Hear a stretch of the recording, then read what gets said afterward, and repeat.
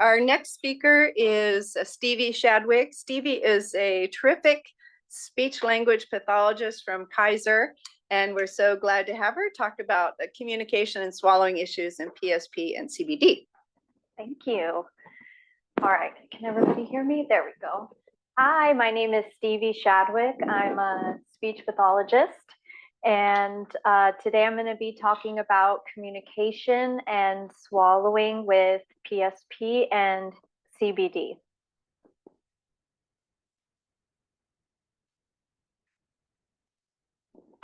Where's Robin? How do I? Or you can use the laptop. Oh, yeah. Thank you. Yeah. Okay. Or you can use that. Okay. All right. So first, I just wanted to go over my role as a speech pathologist. I focus on areas of swallowing and communication. And when I'm working with disorders that are progressive in nature, where maybe eating will become more difficult over time, I want to be able to help you troubleshoot those difficulties so that you can still enjoy eating that pizza on a Friday night with your family, even though it's become difficult to swallow. And in regards to communication, figuring out, well, what are some other ways that I can communicate, even though it's becoming difficult to use my voice? And so today, I'm first going to be talking about communication, and then I'll be getting into swallowing. I'll talk about the issues that can arise with swallowing and speaking with PSP and CBD, and how do we manage those difficulties. So first, getting into communication. Just an overview of some of the things you might notice. It could be slurred speech, a low volume voice, slow and halted speech, maybe word finding difficulties, difficulty with grammar, and maybe even memory loss and other cognitive impairments. So delving a little bit deeper into that, you might actually have dysarthria, which is slurred speech or difficulty with voicing. So that might be the low volume voice that you're presenting, and you might have some of these other characteristics like slurred speech or fast rushes of speech, maybe even stuttering-like qualities to it. Even your voice can be affected. You might have a hoarse voice, or maybe it's rough or strained sounding. And these difficulties can add up over time and increase in severity.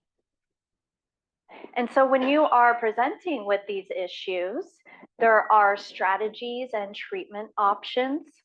So we like to teach people just general compensatory strategies like speaking loud, slow, and over exaggerating your words in conversation. And then there are also some exercise programs that were developed for Parkinson's disease that we also use with other neurological disorders. And those are LSVT and Speak Out, which I've heard some people refer to using today as beneficial. And those are exercise programs that you can trial with a speech pathologist and see if you can benefit from them. And remember that, you know, at a certain point in the disease, it might be difficult to continue to exercise your speech and voice. And so other options might be needed to help you communicate, and we'll get a little bit more into that. Another difficulty with communication that might happen with this disease is also primary progressive aphasia or primary progressive apraxia of speech. These are overlapping and different variants of PPA, and I just kind of have an overview together of what those difficulties could be. Effortful speech, maybe you're speaking in shorter sentences. You might even have hesitation of trying to get the word out, mispronounce words. You might even say yes when you mean no, and you might even shake your head yes when you actually really mean no. You may have trouble understanding complex sentences, difficulty with grammar and writing, and later on in the disease, maybe difficulty with memory and other cognitive functions. And these, again, can increase in severity over time. And when you have these issues that have worsened and it's become extremely difficult to be understood or get any kind of word out to communicate, we have other options to look at so that you can still express to your loved ones and caregivers those needs. And that is AAC. AAC stands for Augmentative and Alternative Communication. And so I have pictures here of some AAC options. A lot of us already use AAC already. Think of all the electronic communication that we all use in our daily life with text messages and emails. And so when you have issues with communicating, with speaking, you might rely on these other methods a lot more. And you might have to use other options besides maybe just text or writing. You might want to use something like a free text-to-speech app that you can type into, maybe you're at a restaurant and you're typing in an order and you can press play, and on the speaker of your phone, it will voice out what you typed out. Or maybe you need to use something like this alphabet board here, where you can spell out a word that you're trying to communicate. And I really like this option too, especially if you have a lot of cognitive issues, having a low-tech AAC option like a communication book, where you can have pages of pictures with words and phrases on it to communicate different needs of maybe change in positioning or some kind of food if you're thirsty and pointing to that picture. And then sometimes you might need a little bit more than that. And speech generating devices is our high-tech AAC option. And so here you can see pictures of what these devices might look like. I also have some devices here as well, just to give you an idea of what they look like. They can sit up at a table with a kickstand, or there's different mounting systems so that you can wheel it in different areas around the house. So if somebody's in bed, they can have access to the device and still communicate while laying in bed or sitting at a wheelchair or on the couch, or you can even mount it to a wheelchair and take it with you out in the community. And so here is a picture of what those softwares might look like that you can use for communication. If you have some cognitive issue or aphasia, you might do well with having pictures to choose from along with words and phrases. And these actually are pages that are categories listed. So names, for example, or people, you could go into those categories. You could have pictures of family members and friends and caregivers and have their names listed on it to maybe communicate something about them or that you wanted to see them. Also, another version could be just text only that you see here. I typically would use that for people that, if they don't have aphasia, they might prefer that more, where they could just read the phrase or the word. And then there's also keyboard options where you could just spontaneously communicate something in conversation.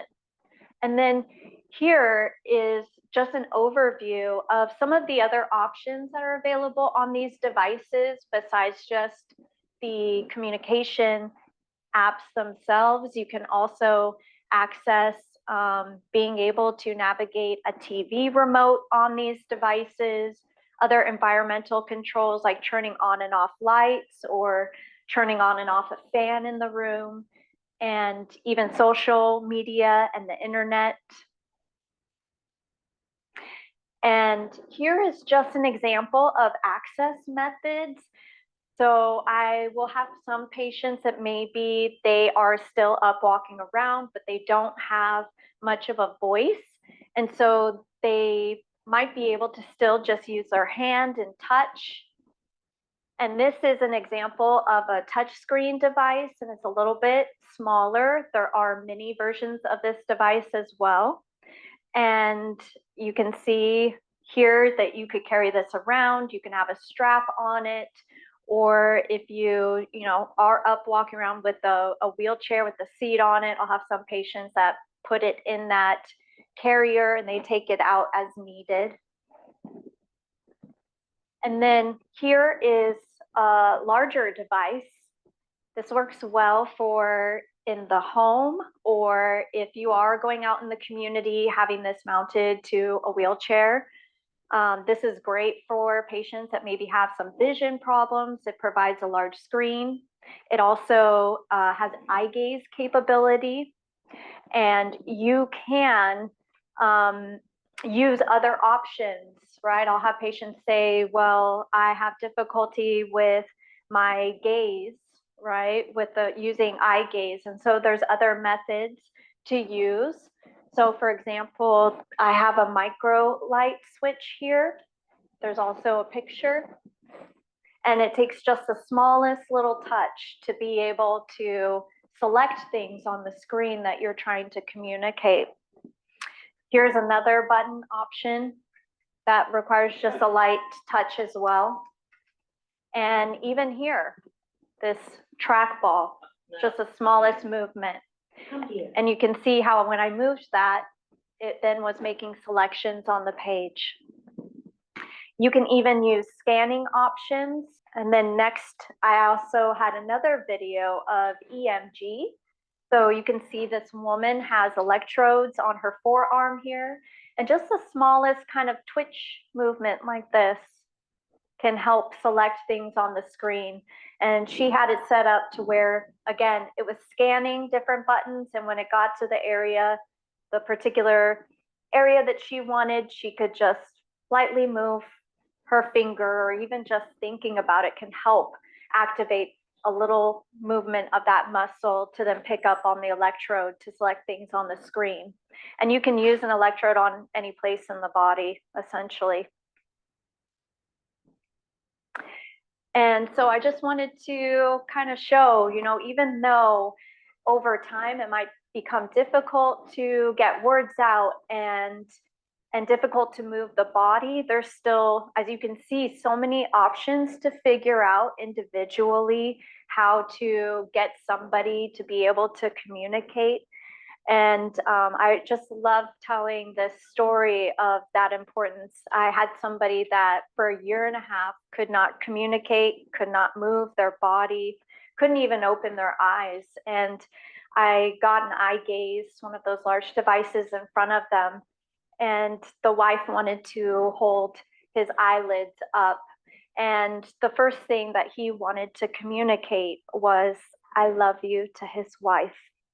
And so even if it's just that, right, being able to maintain connections with your loved one, how meaningful, how much of a difference it can make. Now I'm going to get into my second topic, swallowing. When you're having trouble swallowing, you might hear this referred to as dysphagia.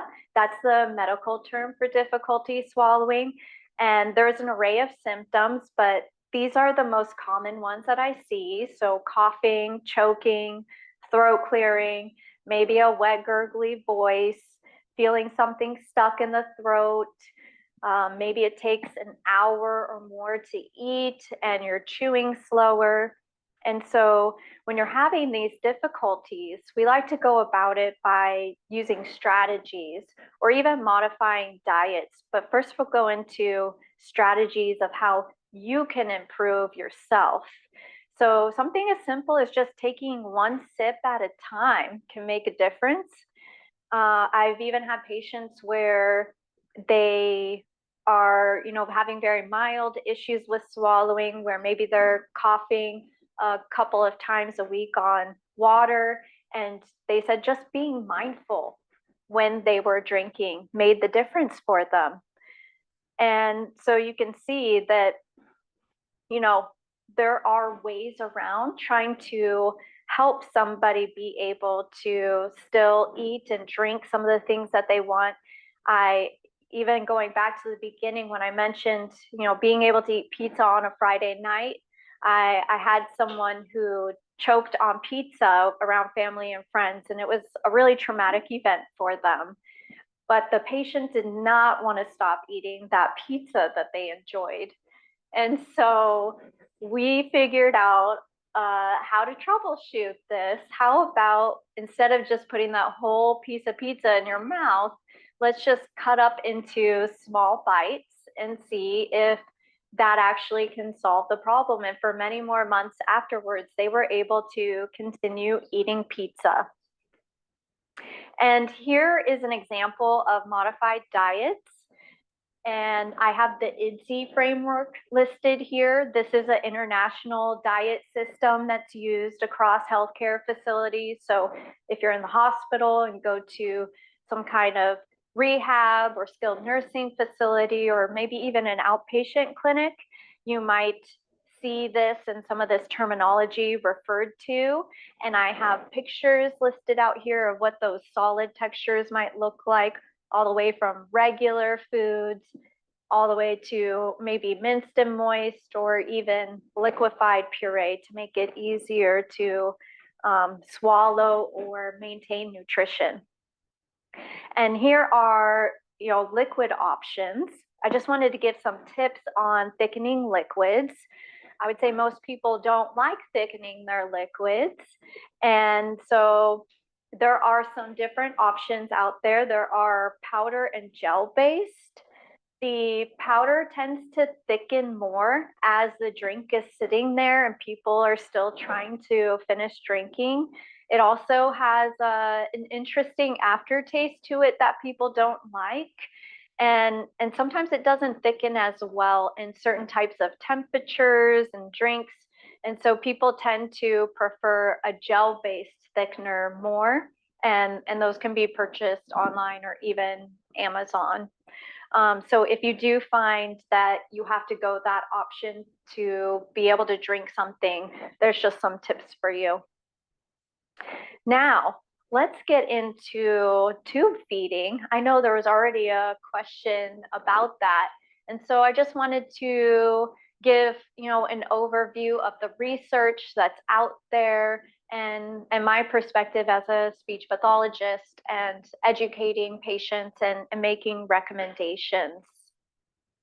So research suggests that PEG placement should be an informed decision made by the patient and family decision makers, followed by recommendations from the interdisciplinary team. So I think it's very important to think about too, who is that interdisciplinary team? When it comes to providing recommendations based off of a very complex neurological disorder like PSP and CBD, I would say that I would include people like the neurologist, the palliative care physician, and speech pathologists and dietitians that work with these complex neurological disorders. They're going to be the most valuable in educating you and informing you of the latest research in that area and have the most clinical experience behind it. Because the way that we like to make our recommendations and provide you with that education is to, you know, take into account the patient's perspective, the clinical experience that we have working with those disorders, and also the research available to us. And so let's get a little bit more into the research that's out there. Overall, there's limited research indicating positive outcomes with PEG placement with these progressive neurological disorders like PSP and CBD. There's little concrete evidence of prolonging life. There's also an increased risk of aspiration pneumonia or recurrent aspiration pneumonia following PEG placement. And so I'll have people come to me and say that they looked up online that aspiration pneumonia is a leading cause of death. So maybe I should get a PEG placement then to prevent that. But that's not exactly what the research indicates. It's not necessarily going to actually prevent aspiration pneumonia. It can increase that risk. And also, it can increase the risk of pressure ulcers, infections at the G-tube site, and even dislodging the G-tube and having to get it placed back in because of caregivers repositioning you in the bed and accidentally getting caught, or the patients themselves taking it out just due to confusion. And so here I have listed just a little bit more overview of 41 studies that reviewed the research out there. Higher rates of aspiration pneumonia were found in tube-fed patients, 58 to 67%, than non-tube-fed patients, only 14 to 17%. When PEG was placed primarily for nutritional intake, 7 to 29% of patients developed aspiration pneumonia for the first time. And then 5% mortality rate for patients following tube feeding for 17 days. That increased to 63% at 6 months. So what can we do then?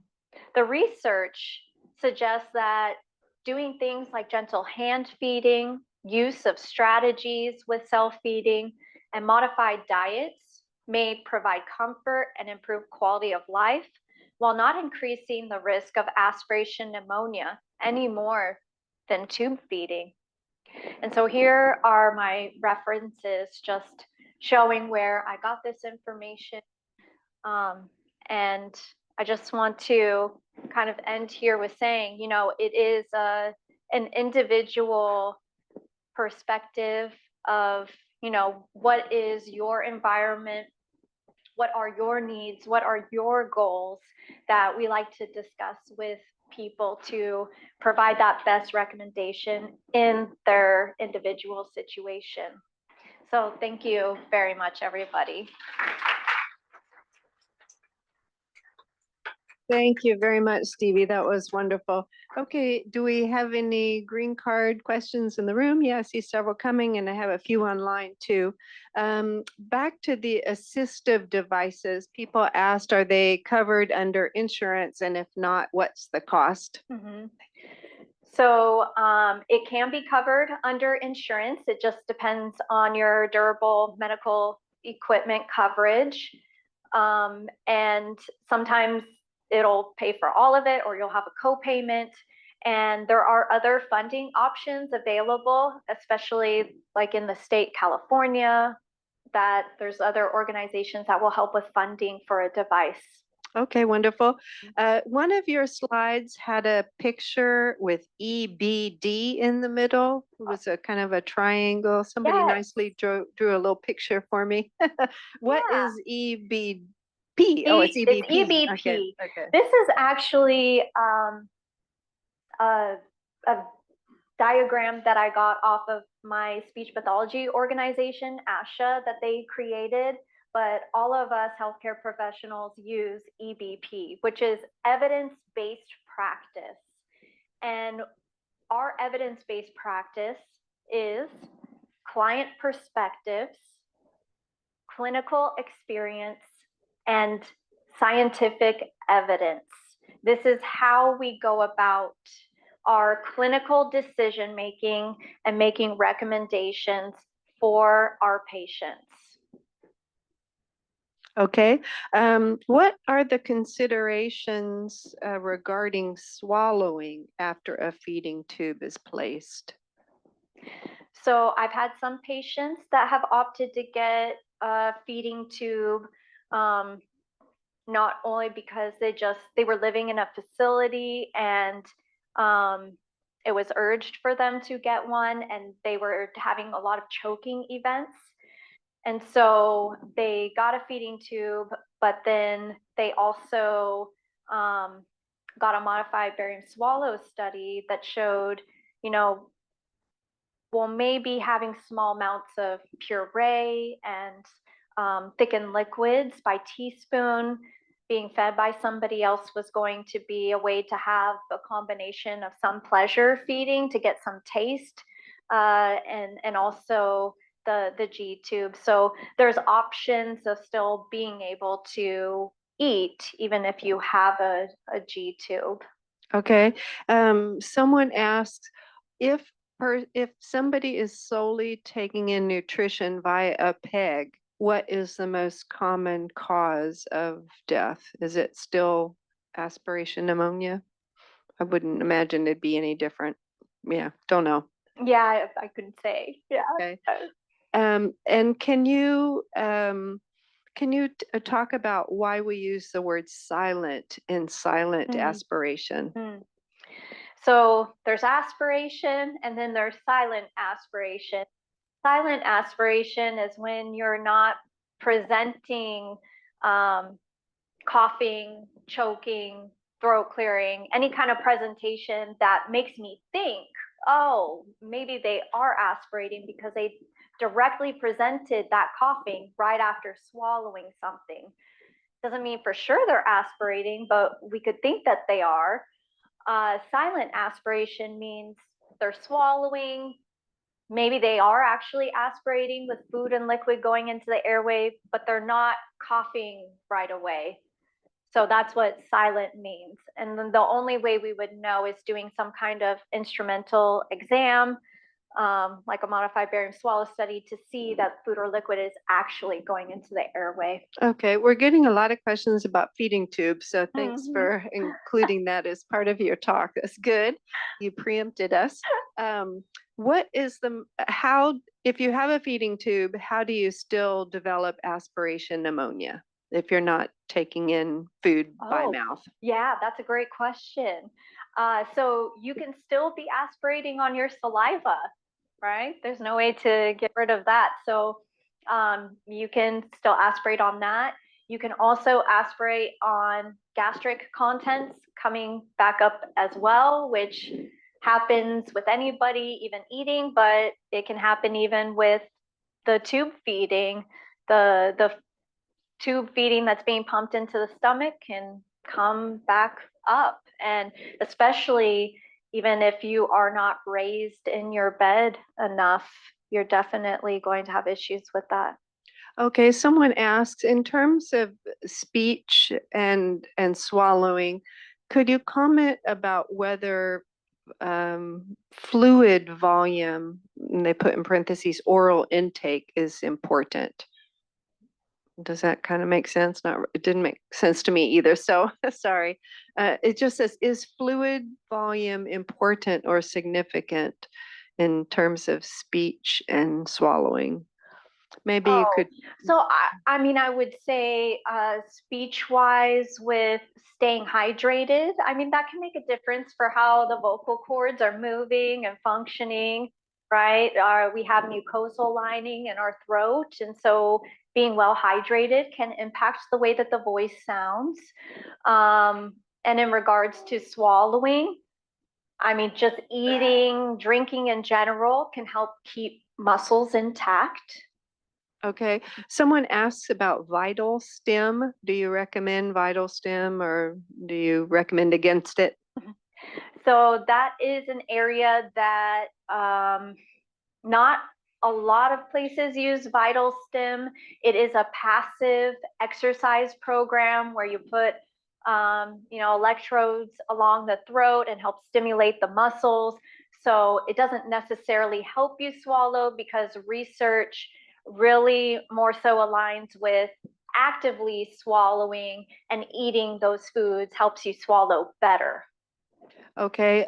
Last question is, can you put in another plug for Speak Out and LSDT Loud or other kinds of training that do not require money? They may just require time and some effort.